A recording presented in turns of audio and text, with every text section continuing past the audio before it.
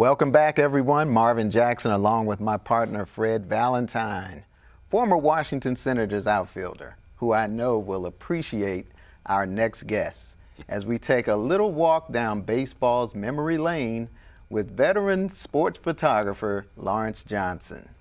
Lawrence, welcome to the show. It's a pleasure to be here, sir. I got two of the best up here. I mean, Fred Valentine and Lawrence Johnson. That's too much. Lawrence, talk about your career. When you first started shooting, you were shooting for Topps, right?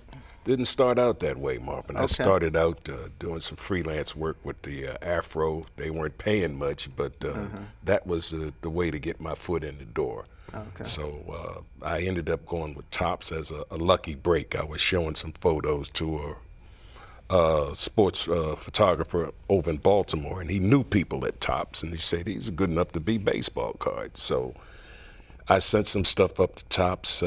They criticized, but critically to help me on what I could do to improve my photography. And I'd been doing some work for them for about 20 years. Yeah. All right, and you got some really nice shots.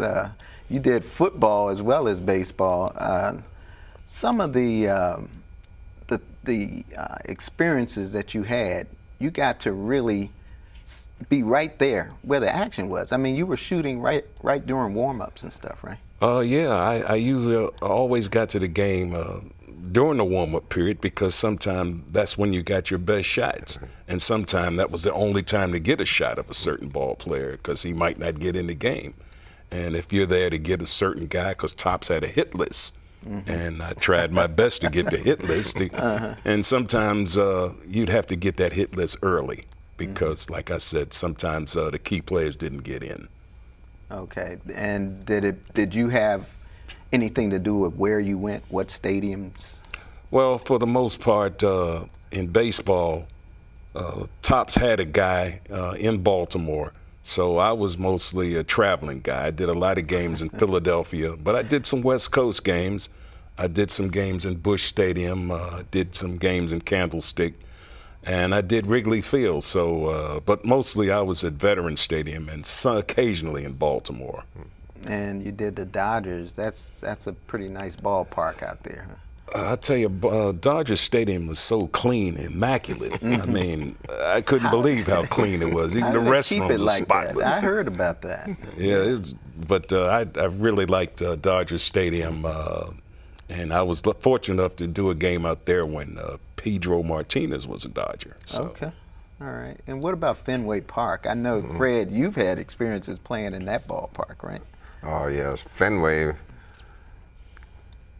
they consider it sometimes as a hitter's park, but I didn't think that way because of the green monster wall in left field. And sometimes you could hit that wall and only get a single out of it. And many times. When your first time in town, if you don't know anything about Fenway, the outfielders, the center fielder and left fielder, they go out and practice balls coming off the wall. Because depending on how that ball ricochets off the wall, we've seen guys thrown out at second base. Shot at the wall. And sure enough, I was playing center field, and sometimes Frank Howard would be in left field, and that ball would hit off the wall, and I'd be there, and he would be there. His movements was only not too much. Not too much. Yeah. So, and and many times we held guys to just singles, balls off the wall. But then again, they can hit them so high, and once they hit that screen, then that's a home run.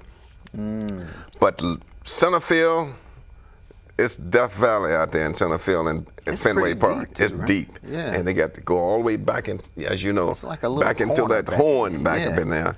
And if a ball get back up in there, I've seen guys circle the bases. Yeah. Inside the park, home runs.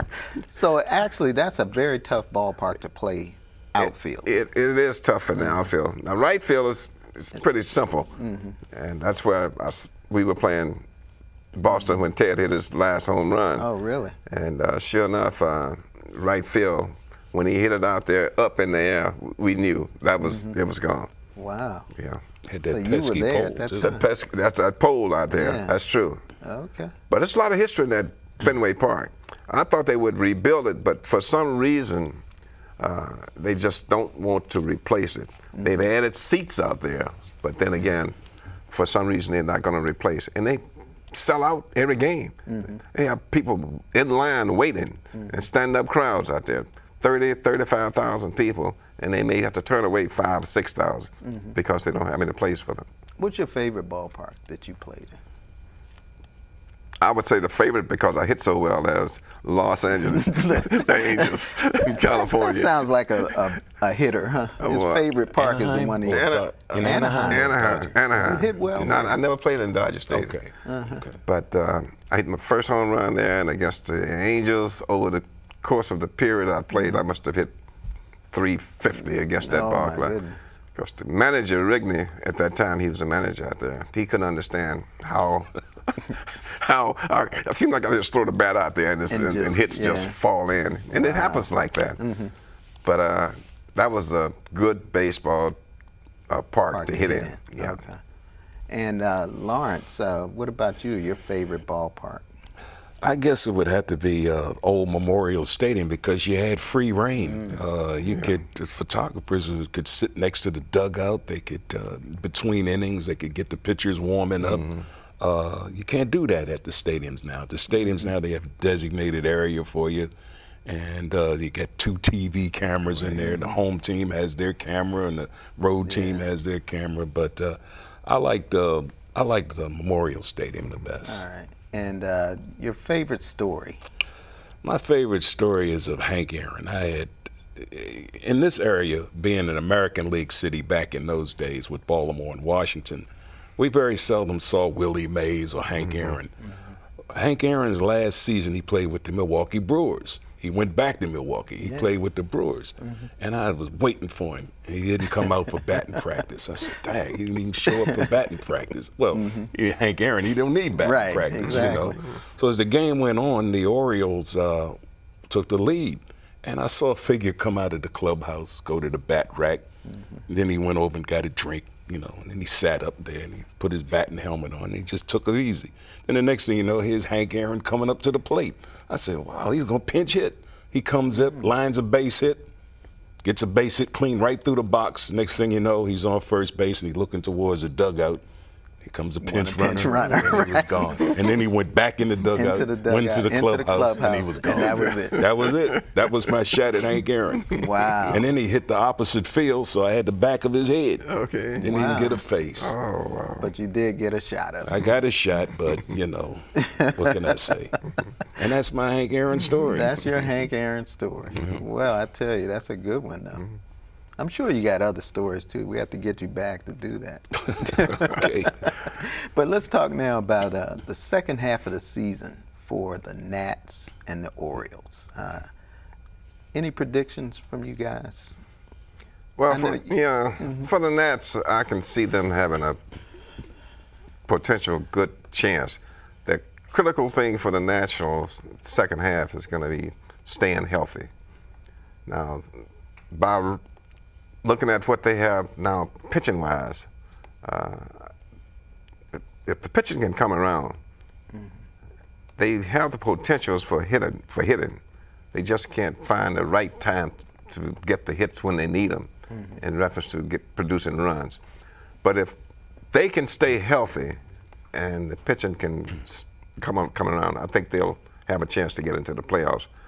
Atlanta, that's going to be a big, big problem for them right now. And I think, about 5 or 6 games out. And the next 2 or 3 weeks, going to make a determinant factor. Right. The Orioles. They get to play Atlanta. Yeah, they do. So. That's going to be a big series with them there. And the Orioles, I can see them, they are in a tough, tough division. Wow.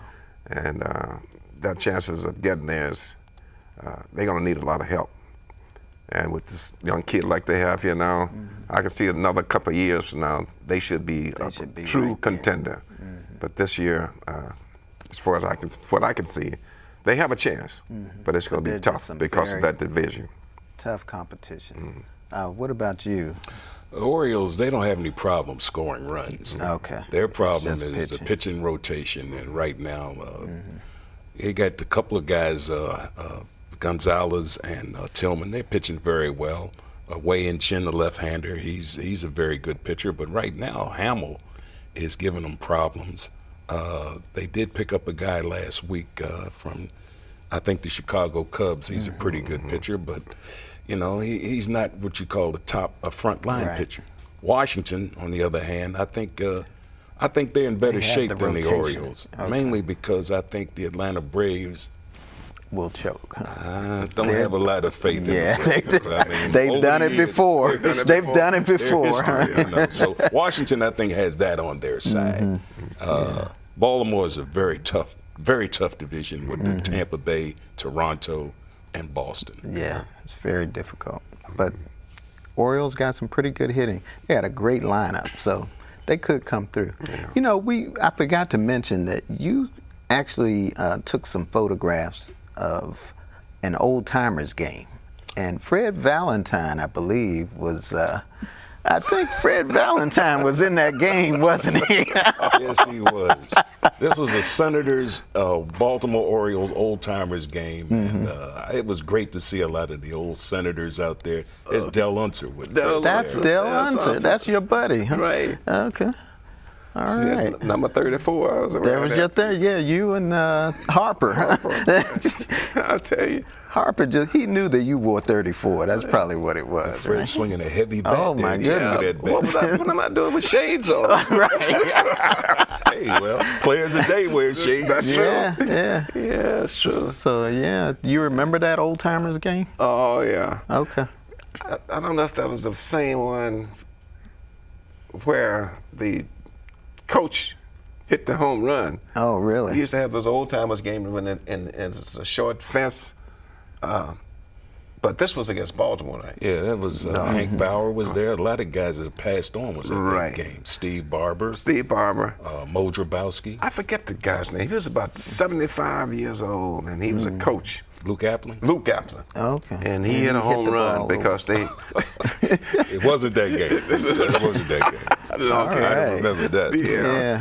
That made the AP and the press for the whole year. That's a great story. But that's before they really converted the stadium. It was all football then. And they hadn't moved the tracks with the seats out. And it was a short left field. And sure enough, he popped one out there, and it just went on back into the seats. All right. Well, unfortunately, we have run out of time, guys.